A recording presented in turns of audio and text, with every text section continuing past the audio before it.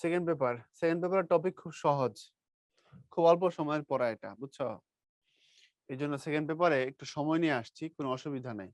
শব্দদ্বিত্ব, নরবাচক, নারীবাচক, শব্দ সংখ্যাবাচক, শব্দ শ্রেণী বিভাগ, মানে যা আছে আজকে এখানে 90% হচ্ছে সির্ফ মুখস্থ করার জিনিস। 90% বোঝার মতো জিনিস হচ্ছে এখানে একটু আছে, আর বাকিগুলো সব মুখস্থর জিনিস। দেখো, শুধু এই জায়গাটা ডিটেল পড়তে হবে তোমাকে, আর বাকিগুলো তুমি মুখস্থ করবা। শব্দদ্বিত্ব মানে একটা শব্দকে ডাবল বলা, দুইবার বলা। যেমন লাল লাল ফুল, ঘরে ঘরে আনন্দ, মাঠে মাঠে খেলা হচ্ছে, দেশে দেশে এই কথা প্রচারিত হয়েছে। এই যে আমি দুইবার দুইবার করে বললাম, এগুলোকে শব্দদ্বিত্ব বলে। আগের বইয়ে এটার একটা সুন্দর নাম ছিল, সেটাকে বলা হতো দ্বিরুক্ত শব্দ। তো শব্দদ্বিত্বের অনেকগুলো ক্যাটাগরি আছে, হুবহু হইতে পারে, একটু চেঞ্জ করে হইতে পারে। আমার কথা আগে বুঝো, আমার ভূমিকা না বুঝলে টপিক বুঝবা না। আমরা অনেক সময় বলি কাপড় চোপড়, এটাও এক ধরনের শব্দদ্বিত্ব। আমার কথার কিন্তু কোনো নয় ছয় করিস না, এটাও এক ধরনের শব্দদ্বিত্ব।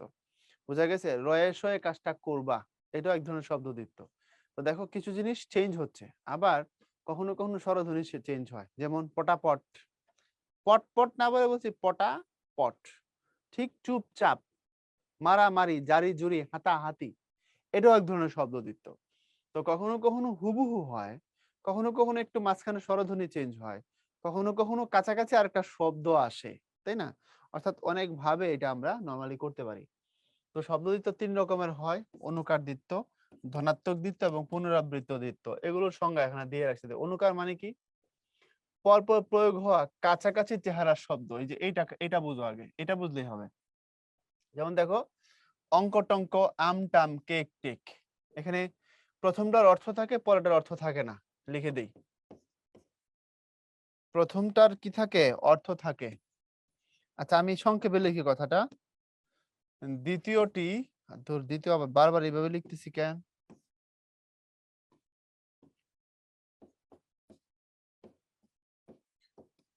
দ্বিতীয়টি অর্থহীন হয়।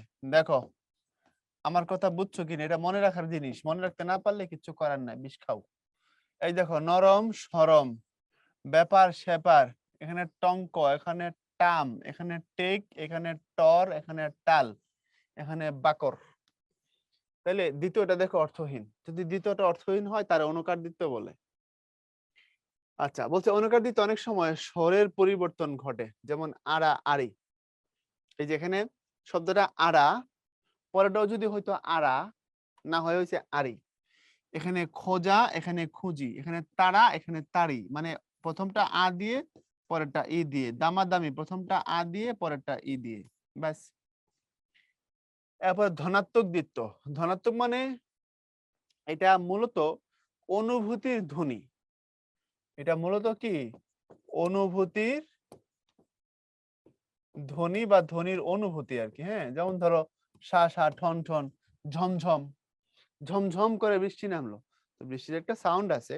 এটা যে ঝমঝম তুমি কি করে বুঝলা? তা আমি ডিফাইন করেছি। কুত্তা ডাকছে ঘেউ ঘেউ, তো কুকুর কি স্কুলে গেছিল? ঘ ধ্বনি, যে ঘোষ ধ্বনি, মহাপ্রাণ ধ্বনি, সে কি উচ্চারণ শিখছে নাকি?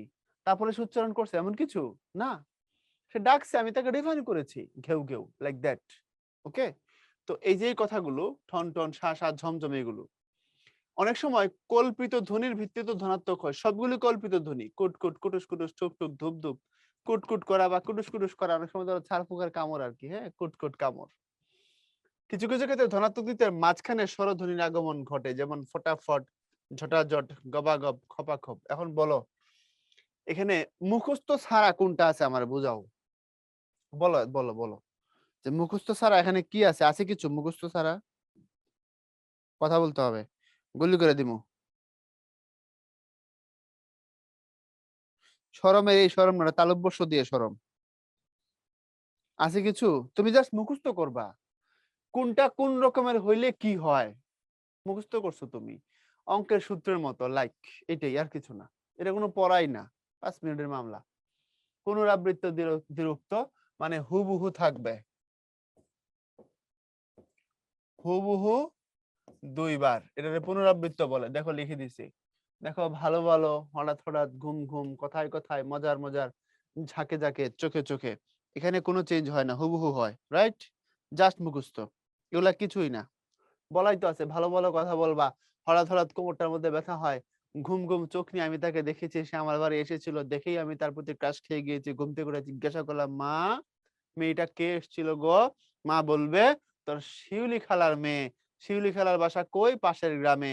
আমি কালকে শিউলি খালার বাসায় বেড়াইতে যাব। তাকে দেখেছিলাম কিভাবে? ঘুম ঘুম চোখে। এই কিরে পোলাপাইন, কই রে? কিছু বোঝা গেছে? আদিত্য সরকার এই মাতাল ব্যবহার দেখাই না এটা। এই যে শিউলি খেলার বাসায় পাঠাইলাম, এটা কি ব্যবহার না? পোলাপান কই থেকে আসছে? বুঝে না কিছু। তোরা কি মঙ্গল গ্রহ থেকে কথা বলতেছিস? ওকে, তারপরে শিউলি খেলার বাসায় গেলাম। কথায় কথায় জানতে পারলাম তার নাম হচ্ছে গিয়ে, কি নাম, কি রে নাম কি? শিউলি খেলার বাসায় গিয়ে কথায় কথায় জানতে পারলাম তার নাম কি। নামটা তো বল। হ্যাঁ, বাহ, সবাই যার যার নাম বলে দিতেছে। আচ্ছা ঠিক আছে। না, গিয়ে বুঝলাম তার নাম হচ্ছে জরিনা।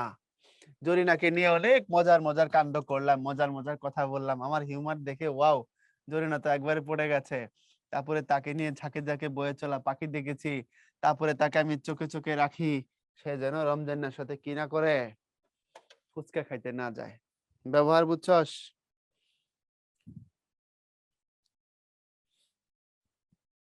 ডান। ওকে, তারপরে নরবাচক ও নারীবাচক শব্দ, এটা আগের বইয়ে ছিল লিঙ্গান্তর, জেন্ডার। তোমরা ইংলিশে জেন্ডার পড়েছো? এটা হলো সেই জেন্ডার। এখন জেন্ডারে কি করতে হয়? জেন্ডারে কত পার্সেন্ট মুখস্থ দেখি, কে বলতে পারে? জেন্ডারে কত পার্সেন্ট মুখস্থ, কত পার্সেন্ট বুঝতে হয়? 110% মুখস্থ। কেউ যদি বলে যে 90% মুখস্থ, 10% বুঝতে হয়, ওর বুঝে বলে নেই, আন্দাজি বলছে। শব্দের অর্থ বোঝা এক জিনিস, আর এটা বুঝতে পারে আরেক জিনিস। যেমন শিক্ষক শিক্ষিকা মুখস্থের জিনিস, শিক্ষিকা শব্দের অর্থ কি সেটা আলাদা। বিদ্যান বিদুষী, বিদ্যান ছেলে যদি নলেজিয়াস হয়, বিদুষী মেয়ে যদি নলেজিয়াস হয়। তো বিদুষী শব্দের অর্থ কোনো মহিলা যদি জ্ঞানী হয় সেটা বোঝার জিনিস, কিন্তু বিদ্যানের বিপরীতে বিদুষী এটা মুখস্থ করার জিনিস। বুঝছো আমার কথা? তো জেন্ডারে 100-এ 100 মুখস্থ জিনিস। যা আছে তোমার যেটা করতে হবে, তুমি সির্ফ মুখস্থ করবা। হ্যাঁ, আমি তোমাকে গুরুত্বপূর্ণ জায়গা দেখাই দিব।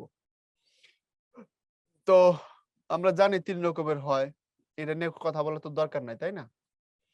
এই যে সাধারণ নারীবাচক শব্দ, যেমন পত্নীবাচক এবং অপত্নীবাচক, অর্থাৎ পত্নীবাচক হইলে বৈবাহিক সম্পর্ক আছে, যেমন পিতা মাতা চাচা চাচি।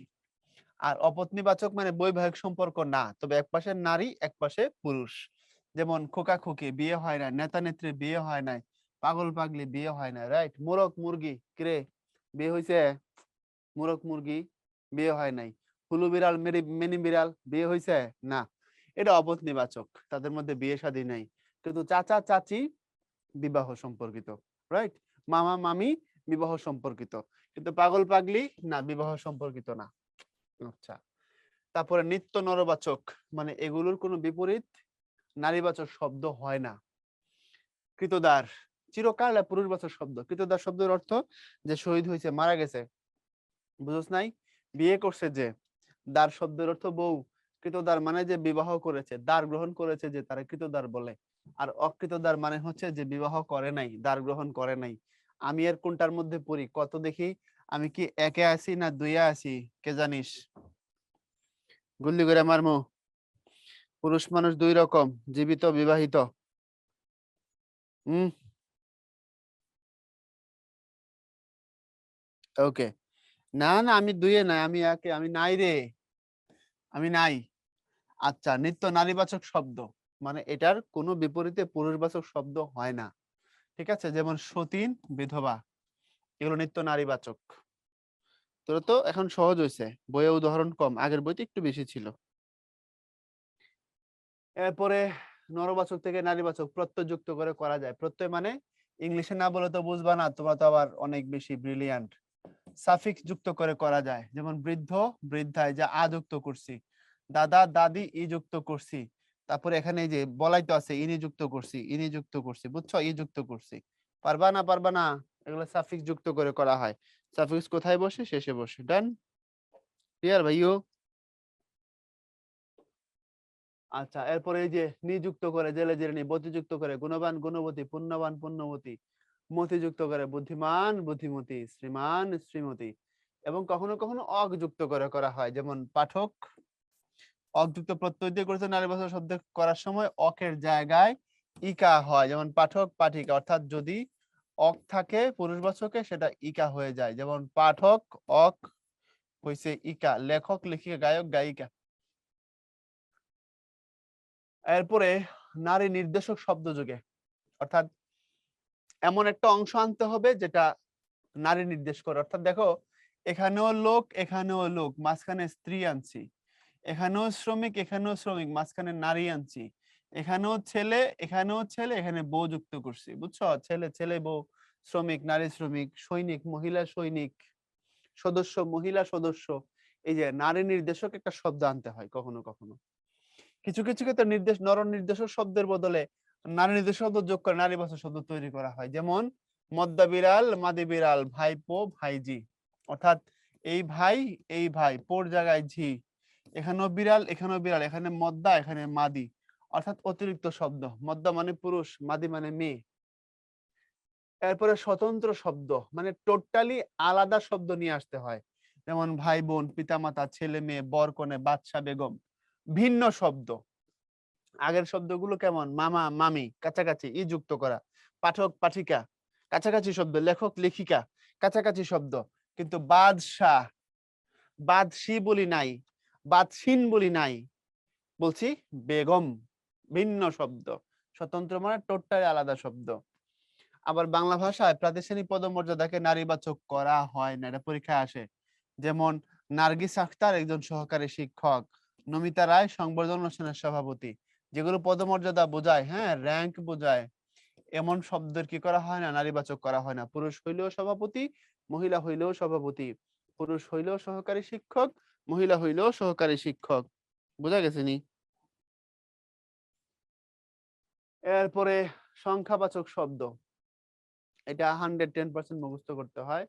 সংখ্যা শব্দ দুই রকম, একটা ক্রমবাচক, একটা হচ্ছে পূরণবাচক। বেসিক্যালি এই পূরণবাচক শব্দটাকে আবার চাইলে আমরা কয় ভাগে ভাগ করতে পারি? 3 ভাগে, সাধারণ পূরণ, তারিখ পূরণ, ভগ্নাংশ পূরণ। আসো দেখো, ক্রমবাচক একের পর এক যে শব্দ সংখ্যাগুলো আসে সেগুলো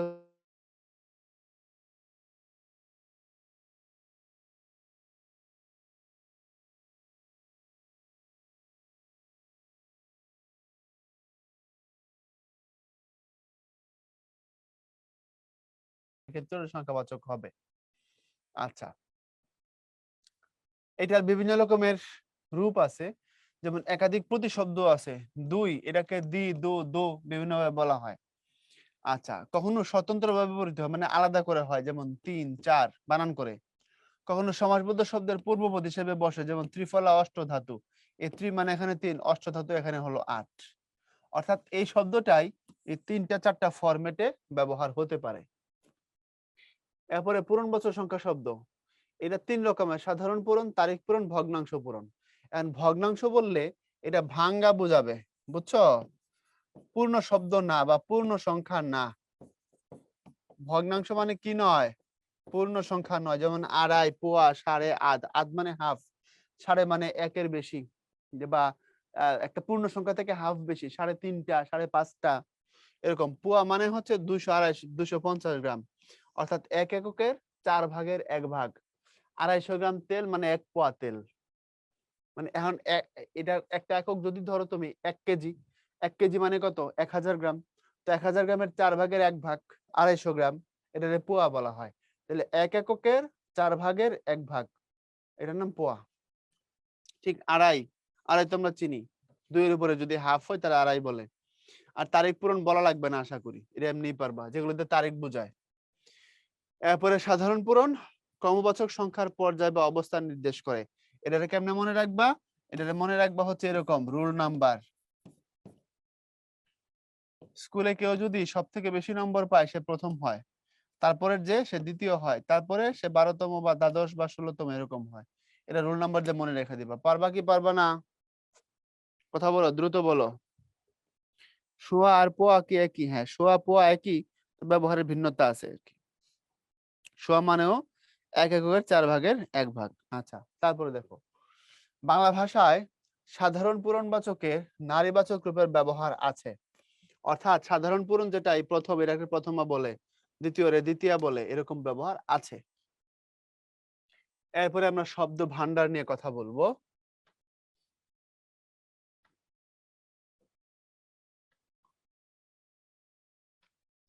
এই চ্যাপ্টারটা আগের বইয়ে বেশ ডিটেইল ছিল।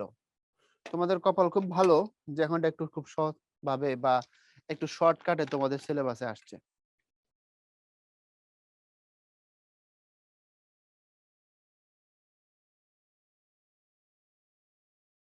দেখো বাংলা শব্দ ভান্ডারকে বিভিন্ন বিবেচনায় ভাগ করা হয়, যেমন উৎস, গঠন, পদ। মানে শব্দ ভান্ডার মানে আমাদের ভাষায় যত শব্দ আছে আর কি। আমাদের ভাষায় বলা হয় 1,25,000 শব্দ আছে। একক, দশক, শতক, হাজার, অযুত, লক্ষ। এটা বলা হয় আর কি যে 1,00,000 লাখ শব্দ আমাদের ভাষায় আছে অ্যাকর্ডিং টু ডিকশনারি। আর ব্যবহারিক জায়গা যদি দেখো তাহলে আমাদের ভাষার শব্দ সংখ্যা আরেকটু বেশি। ডিকশনারি অনুযায়ী প্রায় 1,25,000 বা 30,000 শব্দ আমাদের ভাষায় ব্যবহার হয়। তো উৎস বিবেচনায় এই শব্দগুলো 4 রকম, অর্থাৎ আমরা এই 1,25,000 শব্দকে 4টা উৎস থেকে আমাদের ভাষায় কালেকশন করছি, বুঝছো? তো উৎস বিবেচনা শব্দ হচ্ছে, মনে করো তোমার কাছে 100 টাকা আছে, তো 50 টাকা দিছে তোমার ভাই, 20 টাকা দিছে আপু, আর 30 টাকা দিছে তোমার মা। তাহলে তুমি 3টা সোর্স থেকে কি করছো? 100 টাকা কালেকশন করছো। ওইরকমই আমাদের 1,25,000 শব্দকে আমরা এরকম 4টা সোর্স থেকে কালেকশন করছি, তৎসম, তদ্ভব, দেশি, বিদেশি। আসো, তৎসম মানে কি? সোজা কথা, তৎসম মানে হচ্ছে সংস্কৃত শব্দ।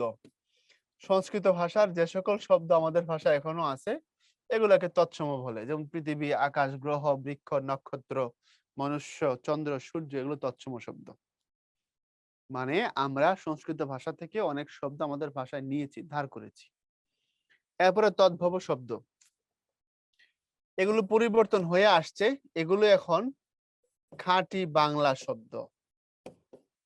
খাঁটি বাংলা শব্দ, খাঁটি বাংলা শব্দ কিভাবে তৈরি হয়েছে তার একটা প্রসেস তোমাকে আমি একটু বলি। যেমন ধরো এই হাত, হাত শব্দটা সংস্কৃত ছিল হস্ত, তারপর এটা এক সময় হয়েছে হত্থ, আর এখন হয়ে গেছে হলো হাত। বুঝছো? এই পা শব্দটা এক সময় ছিল হচ্ছে পাদ, তারপরে হয়েছে পাও, আর এখন এটা হয়ে গেছে হলো পা। ঠিকই নাক শব্দটা বা কান শব্দটা, এই কান শব্দটা এক সময় ছিল হচ্ছে তোমার কর্ণ, এরপরে হয়েছে পরিবর্তন হয়ে কর্ণ, আর এখন হয়ে গেছে হলো কান। বুঝছো? এই এই অংশটা হচ্ছে সংস্কৃত, পরিবর্তন হয়ে এটা হচ্ছে বাংলা বা খাঁটি বাংলা বা তদ্ভব, তুমি যেটাই বলো না কেন। তো তদ্ভব মানে বুঝবা এটা প্রকৃতপক্ষে পরিবর্তন হয়ে বিভিন্ন ভাষা থেকে, খালি প্রাচীন ভারতীয় আর্য ভাষা থেকে না, বিদেশি ভাষা থেকেও তদ্ভব হয়েছে। যেমন ধরো একটা তুর্কি শব্দ ছিল ঠোক্কুর, সরি, একটা তুর্কি শব্দ ছিল হচ্ছে তোমার তিগির। এই তিগির, এই তুর্কি শব্দটা সংস্কৃত হয়েছে, প্রথমে হয়েছে হলো ঠক্কুর। এই সংস্কৃত থেকে পরবর্তীতে এটা আরো পরিবর্তন হয়ে হয়েছে টক্কুর, আর এখন বাংলা ভাষায় ঠাকুর। তাহলে তিগির মূলত একটা তুর্কি শব্দ, এই তুর্কি শব্দটা সংস্কৃত হয়ে পরে এখন বাংলা হয়ে গেছে। তুমি বুঝবা তদ্ভব শব্দটা প্রাচীন ভারতীয় আর্য থেকেও আসছে, এছাড়া বিভিন্ন ভাষা থেকে আসছে। অর্থাৎ সোজা কথা, অন্য ভাষার শব্দ পরিবর্তন হইতে হইতে নতুন রূপে বাংলা ভাষায় চলে আসছে, এই রূপগুলাকে তদ্ভব বলে বা খাঁটি বাংলা বলে। ক্লিয়ার কি না?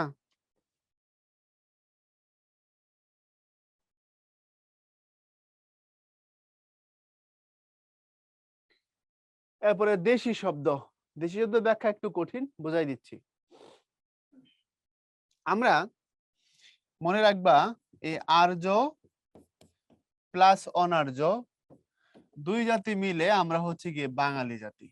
এর মধ্যে আমাদের বডিতে মনে করো আর্যের ব্লাড এবং জিন আছে 5%, আর অনার্যের আছে হচ্ছে 95%। এই অনার্য বলতে কাদেরকে বোঝায়? অনার্য বলতে বোঝায় হচ্ছে তোমার অস্ট্রিক একটা জাতি ছিল প্রাচীন বাংলায় বা ভারতে, অস্ট্রিক।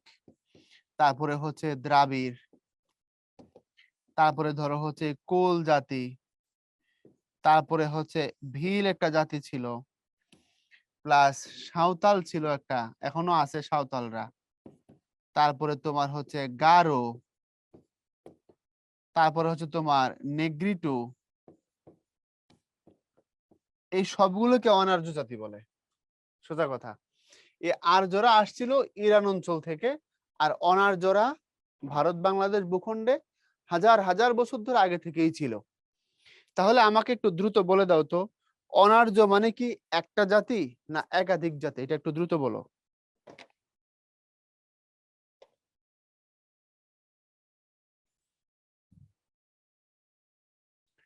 বলো, অনার্য মানে কি একটা জাতি না একাধিক জাতি? একাধিক জাতি। বুঝা গেছে? অনার্য মানে এরা সবাই, অস্ট্রিক, দ্রাবিড়, কোল, ভিল, নেগ্রিটো, গারো, সাঁওতাল, অনেকগুলো জাতি। তো আমাদের বাঙালি জাতির শরীরে এই অনার্যদের প্রভাব 95%। আর যদি একটা জাতি বলো, তাহলে আমাদের বাঙালির শরীরে সব থেকে বেশি প্রভাব হচ্ছে অস্ট্রিকদের, প্রায় 60% প্রভাব হচ্ছে অস্ট্রিক জাতিদের। অস্ট্রিকদের বডি থেকে আমাদের শরীর তৈরি হচ্ছে প্রায় 60%। অস্ট্রিকরা মাঝারি উচ্চতা ছিল, বাদামি বর্ণের ছিল, তোমার চোখ এবং চুল কালো ছিল, বডি চ্যাপ্টা আকৃতির ছিল, তাদের সাথে আমাদেরটা মিলে বেশি। যাই হোক, তো আর্য অনার্য মিলেই আমরা হইছি, তবে বেসিক্যালি আমরা অনার্য জাতি। তো এই অনার্য জাতি, এতগুলো জাতি দেখছো, এদের ব্লাড, এদের জিন আমাদের বডিতে আছে, আমরা বহন করছি। ঠিক তাদের ভাষাটাও আমাদের মুখে আছে। এই অনার্য ভাষাটাই মূলত দেশি শব্দ, বুঝছো? আমাদের যে পূর্বপুরুষ অনার্য জাতিগুলো, তাদের যে সকল শব্দ আমরা এখনো ব্যবহার করি, এগুলোকে দেশি শব্দ বলে। ক্লিয়ার কিনা বলো, দ্রুত বলো। আমাদের পূর্বপুরুষের শব্দ প্রকৃতপক্ষে, হ্যাঁ। কোন হচ্ছে কয়টা করে শব্দ আছে ভাইয়া, এটা গুণে বলা মুশকিল, বুঝো নাই? এটা হাজার হাজার শব্দ, এগুলো গুণে বলা মুশকিল, কেউ কেউ জানেন না এটা। ক্লিয়ার? আর্য ব্যতীত বাকি সবাই অনার্য, হ্যাঁ, ইয়াস। ওকে, এগুলো কোনগুলো? এই যেমন কুড়ি, পেট, তারপরে তোমার হচ্ছে চুলা, কুলা, ডাব, টোপর, ঢেকি, এগুলোর মধ্যে একটু গ্রাম্য ফ্লেভার আছে, কিছুটা গ্রামীণ ফ্লেভার আছে, হ্যাঁ। অনার্য শব্দটা গল্প আছে, সামনের ক্লাসে লিখে দেব, মনে করো, অনেক সময় প্রভুকে প্রশ্ন হয় আর কি। এরপরে বিদেশি শব্দ, বিদেশি মানে তো বিদেশি, ইংরেজি, আরবি, ফার্সি, হিন্দি, উর্দু, পর্তুগিজ, তামিল, তেলেগু, যত বিদেশি শব্দ থেকে আমাদের ভাষায় আসছে সেগুলোই। তেহাই মানে 3/1 সাদিয়া। আচ্ছা, একজন প্রশ্ন করেছে অর্ধতৎসম নেই কেন? অর্ধতৎসম এই বইয়ে রাখেন, আগের বইয়ে ছিল। আমরা আগের বই যখন পড়াই বা এডমিশনে যখন পড়াই, ওটা দিয়ে পড়াই, এখন আর সেটা দেই না, তোমাদের বইয়ে নাই তাই। এরপরে গঠন বিবেচনায় মৌলিক শব্দ এবং সাধিত শব্দ দুই ভাগে ভাগ করা হয়। অর্থাৎ সাধিত মানে হচ্ছে, মনে রাখবা, যে সকল শব্দ সমাস দ্বারা বানানো সেগুলো সাধিত, যে সকল শব্দ প্রত্যয় দ্বারা বানানো সেগুলো সাধিত, যে সকল শব্দ উপসর্গ দিয়ে বানানো সেগুলো সাধিত। বুঝছো? সমাস, উপসর্গ, প্রত্যয় দ্বারা তৈরি যে সকল শব্দ এই তিনটা সিস্টেমে তৈরি সেগুলো সাধিত। সাধিত শব্দের অর্থই হলো বানানো। আর মৌলিক মানে সমাস, উপসর্গ, প্রত্যয় দ্বারা তৈরি নয়। আমি ব্যাখ্যা লিখে দিছি। মৌলিক মানে কি নয়? সমাস, উপসর্গ, প্রত্যয় দ্বারা তৈরি নয়। এখন সমাস দিয়ে যে সকল শব্দ তৈরি, তোমাদের তো আমরা সমাস পড়াবো, প্রত্যয় পড়াবো, উপসর্গ পড়াবো, সবগুলো তো এগুলো আলাদা আলাদা করে আছে, আমরা তো খালি ঢুকতেছি ওই জায়গায়। এই যে সকল শব্দ এই তিনটার যে কোনো একটার মধ্যে পড়বে, একটার মধ্যে হলেই হবে, ওর নাম সাধিত। আর যেটা এর মধ্যে হবে না তার নাম মৌলিক। যেমন ধরো, আমি বললাম কান, আমি বললাম মুখ, আমি বললাম বই, এগুলোর মধ্যে সমাস নাই, সন্ধি নাই, প্রত্যয় নাই, উপসর্গ নাই, সো এগুলো হচ্ছে মৌলিক। কিন্তু সমাস দিয়ে যদি বানাও সিংহ চিহ্নিত আসন, সিংহাসন, এটা সাধিত। প্রত্যয় দিয়ে যদি বানাও, একটু যারা পাঠক পাঠিকা, প্রত্যয় দিয়ে বানালে সাধিত। উপসর্গ দিয়ে যদি বানাও, হারের আগে যদি প্র দাও, প্রহার হয়, এটা সাধিত। তো যেগুলো এই তিনটার কোন সিস্টেমে পড়বে সেগুলো সাধিত, না পড়লে সেটারে বলে মৌলিক। আমরা সেগুলো ডিটেল জানবো পরের ক্লাসগুলোতে, এগুলো নিয়ে আলোচনা চলতে থাকবে। বুঝছো? অষ্টধাতু মানে একটা আংটি, এক ধরনের আংটি আছে, এটা অষ্টধাতু বলে। এই যে দেখো, মৌলিক এবং সাধিতর ব্যাখ্যা দিলাম। এই যে পরিচালক, গরমিল, সংসদ সদস্য, নীলাকাশ, এগুলো সাধিত। সংসদের যিনি সদস্য তারে সংসদ সদস্য বলে। নীল যে আকাশ তারে বলে নীলাকাশ। বোঝা গেছে নাকি যায় নাই? তারপরে গরমিল, মিলের আগে দিলাম গড়, হয়ে গেল গরমিল উপসর্গ। চালকের আগে দিলাম পরি, হয়ে গেল পরিচালক উপসর্গ। মানে এগুলো উপসর্গকে, যেটাকে তুমি ইংলিশে উপসর্গ বলো, এটাকে বাংলায় বলা হয় প্রিফিক্স। আর যেটাকে তুমি বাংলায় প্রত্যয় বলো, ও ভুল, উল্টা বলতাছি রে, এটাকে ইংলিশে বলা হয় সাফিক্স। তো যেটা বাংলায় উপসর্গ সেটা ইংরেজিতে প্রিফিক্স, যেটা বাংলায় প্রত্যয় সেটা ইংরেজিতে সাফিক্স। যেটাকে বাংলায় আমরা বলি অনুসর্গ, এটাকে ইংলিশে বলা হয় প্রিপোজিশন। এগুলো নিয়ে আমরা নেক্সট ক্লাসগুলোতে আলোচনা করব, মানে পরের ক্লাসগুলোর টপিক এগুলোই বিস্তারিত। এই পদ বিবেচনায়, মানে পার্টস অফ স্পিচ, পদ বিবেচনায় শব্দ হচ্ছে 8 রকম, বিশেষ্য থেকে শুরু করে আবেগ পর্যন্ত। এই বিশেষ্যকে ইংরেজিতে বলা হয় নাউন, আমি লিখে দিই ইংরেজিটা। সর্বনামকে বলা হয় প্রোনাউন। বিশেষণকে বলা হয় অ্যাডজেক্টিভ, দেখো মিলে নাকি। ক্রিয়াকে বলা হয় ভার্ব, ক্রিয়া বিশেষণকে বলা হয় অ্যাডভার্ব। অনুসর্গকে বলা হয় প্রিপোজিশন। যোজককে বলা হয় কানেকটিভস, আমি দিয়ে দিলাম কনজাংশন, ব্যাখ্যা দিব পরের ক্লাসে। মানে কনজাংশন অনেকগুলো, তার মধ্যে একটা অংশের নাম হলো কানেকটিভস।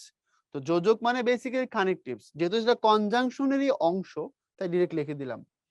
আর আবেগ যেটা, এটাকে বলা হয় ইন্টারজেকশন। তাহলে বাংলায় পদ বিবেচনায় যে ব্যাকরণিক শব্দ শ্রেণী 8 রকম, এটা মূলত ইংরেজির পার্টস অফ স্পিচ। একই জিনিস, বাংলা এক নাম, ইংরেজিতে এক নাম, একই জিনিস। বুঝছো? এবার অব্যয়টাই যোজক, অব্যয়টাই যোজক। ডান? ওকে, এগুলো পরের ক্লাসে আলোচনা, মূলত এগুলো নিয়ে ডিটেল করবো আমরা। বিশেষ্য কি, সর্বনাম কি, বিশেষণ কি, বিস্তারিত এগুলো নিয়ে যাব। উপসর্গ সমাস আসবে। এখন দুইটা পোল আছে, একটু দিয়ে দাও।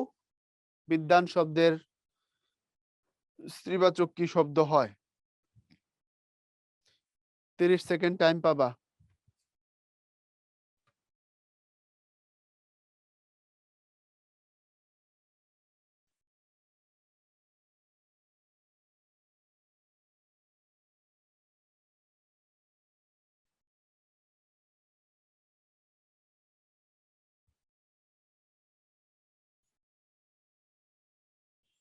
ডান। টোপর মানে কি? টোপর মানে হচ্ছে হিন্দুরা যে মাথায় ছেলেরা বিয়ে করার সময় একটা বড় টুপির মতো দেয় না, এটা টোপর বলে। বিদ্যার নারীবাচক হচ্ছে বিদুষী। নিচের কোনটি মৌলিক শব্দ? দিয়ে দাও, 30 সেকেন্ড। গোলাপ, গরমিল, নবান্ন, মহাপুরুষ, কোনটা মৌলিক?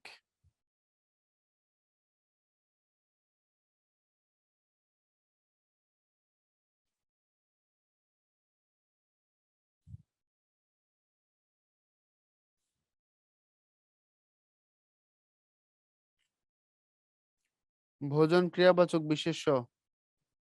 আরেক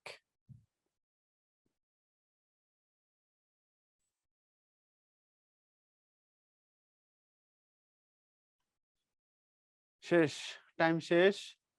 মৌলিক শব্দ হচ্ছে গোলাপ, এটা মৌলিক। গরমিল উপসর্গ দিয়ে তৈরি, মিলের আগে গড় দিয়েছি। নবান্ন, এটা মূলত সন্ধি দিয়ে তৈরি। তো মহাপুরুষ হচ্ছে সমাস দিয়ে তৈরি।